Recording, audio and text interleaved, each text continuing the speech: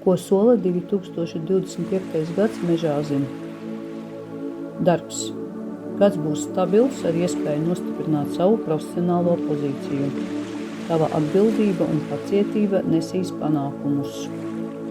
Veselība.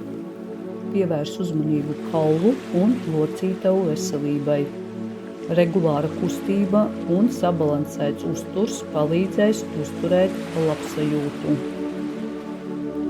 Finanses.